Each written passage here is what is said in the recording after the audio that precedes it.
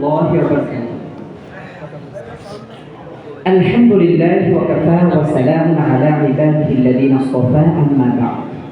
فأعوذ بالله من الشيطان الرجيم. بسم الله الرحمن الرحيم. وقل جاء الحق وزهق الباطل إن الباطل كان زهوقا. وقال رسول الله صلى الله عليه وسلم الكفر ملة واحدة أو كما جاء في الحديث.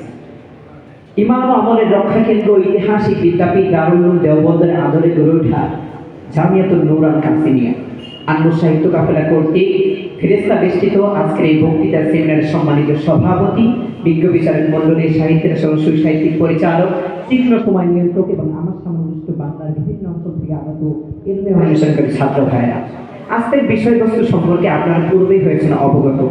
পাশ্চাত্য চিন্তায় না হয়ে প্রভাবিত একটা বা সুস্থ মস্তিষ্কে চিন্তা করে দেখুন আজকে ওলামায়ে কেরাম কি সংকটময় অবস্থায় উপনীত। আজকে বাতিল শক্তিগুলো ওলামায়ে কেরামকে নিশ্চিহ্ন করার জন্য ষড়যন্ত্রে লিপ্ত। আজকে ষড়যন্ত্রে লিপ্ত তারাই। আজকে ওলামায়ে কেরাম যদি তাদের জন্য ত্যাগ ব্যয় না করতেন তাহলে জাতি কিভাবে হতো বিচ্ছিন্ন, বিক্ষিপ্ত। আল্লাহ তাআলা তৌফিক দান করলে আপনাদের সামনে তুলে ধরবো বিষয়বস্তুর মূল কথা, আলোচনা হবে সংক্ষিপ্ত। মুহতারাম হাজিরিন, ওলামায়ে কেরামের ইতিহাস অত্যন্ত ইতিহাস সাধারণ করে ইতিহাস নয়। বাতিল শক্তি ওলামায়ে কেরামের উপর নির্যাতন এটা সাধারণ কোনো বিষয় নয়। মুহতারাম হাজিরিন, ইসলামের সূর্য যেখানে উদিত হয়েছে, যখনই উদিত হয়েছে তখন বাতিল শক্তিগুলো আদাজল খেয়ে নেমেছে ইসলামকে চিরতরে নিশ্চিহ্ন করার জন্য।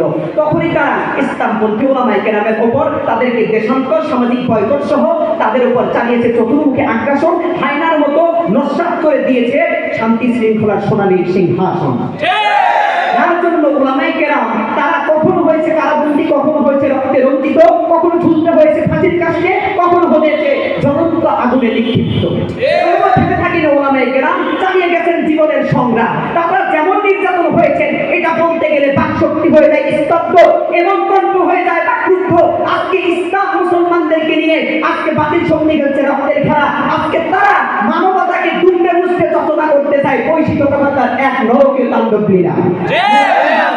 আজকে ওলামায়ে কেরাম হলো এমন ওলামায়ে কেরাম যারা জীবনের সর্বস্ব বাজি রেখে যখন বাতিল মাথা চাড়া দিয়ে ওঠে তখন তাদেরকে শক্ত হাতে শনাক্ত করে কঠোর হস্তে দমন করতে সক্ষম হয়েছে।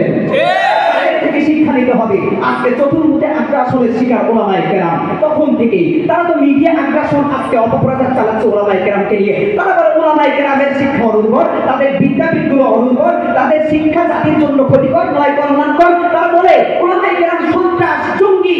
এই জন্য তারা পাঠিয়ে দিচ্ছে জনসাধারণের ভক্তি। এই জন্যই তো আজকে জনসাধারণের সাথে আজকে ওলামায়ে কেরামের সুসম্পর্ক বিচ্ছিন্ন হয়ে যাচ্ছে। তারা বিভিন্ন গোয়েন্দা সংস্থার মাধ্যমে ওলামায়ে কেরামের মাধ্যমে অযৌক্তিক অনন্ত তৈরি করার চেষ্টা করছে। তারা এই কওমি আন্দোলনের মধ্যে ভ্রান্ত মতবাদের অনুপ্রবেশ করার চেষ্টা চালাচ্ছে, যেটা আহলে সুন্নাত ওয়াল জামাতের জন্য মারাত্মক হুমকি।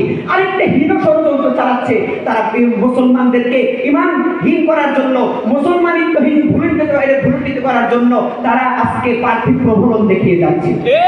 এগুলো নিরসন করার জন্য যদি আমাদেরকে আল্লাহর জমিনে সফলভাবে বাঁচতে হয়, দ্বীনের ইসলামকে উন্নীত করতে হয়, ওলামায়ে কেরাম প্রত্যেকে সর্বপ্রথম একটা কাজ করতে হবে, ঐক্যের বন্ধনে আবদ্ধ হতে হবে। কথা বলেন ইতিহাস সাক্ষী, যতদিন পর্যন্ত ওলামায়ে কেরাম ঐক্যের বন্ধনে আবদ্ধ ছিলেন ততদিন পর্যন্ত বাতিল শক্তি, সাম্রাজ্যবাদী শক্তি আমাদের ওলামায়ে কেরাম ইসলামের প্রতি, মুসলমানদের প্রতি চোখটাকে তাড়াতে সাহস পায়নি। সেই জন্য আমাদের যা করতে হবে, আমাদেরকে তালিমের পাশাপাশি যুগ সচেতনতা গড়ে তুলতে হবে, আত্মশুদ্ধি তাকওয়ার গুণে গুণান্বিত হতে হবে। ইনসাফ ভিত্তিক সমাজ গঠন করার জন্য আমাদেরকে সব সময় সার্বজনীনভাবে কাজ করতে হবে। ঠিক তেমনি ভাবে জনসাধারণের সাথে সামাজিক কাজে অংশগ্রহণ করে সুসম্পর্ক গড়ে তুলতে হবে। তবেই আমরা বৈষম্য মুক্ত হব, চতুর্মুখে আগ্রাসন থেকে আমরা মুক্তি পাবো। শেষ পর্যন্ত আমি বলতে চাই, আমাদেরকে সকলেই কণ্ঠে একসাথে কণ্ঠ মিলিয়ে বলতে হবে যে আমরা বাতিলের বিরুদ্ধে সংগ্রামে, জিহাদে, তাবলীগের ময়দানে, ছাত্র সহযোগিতায়, সাংবাদিকতায়, বক্তৃতায় এবং ইসলামের প্রত্যেকটা সেক্টরে একমাত্র আল্লাহকে খুশি করার জন্য, রাসূলকে খুশি করার জন্য সর্বদাই নিজেদেরকে সচেষ্ট রাখবো ইনশাআল্লাহ।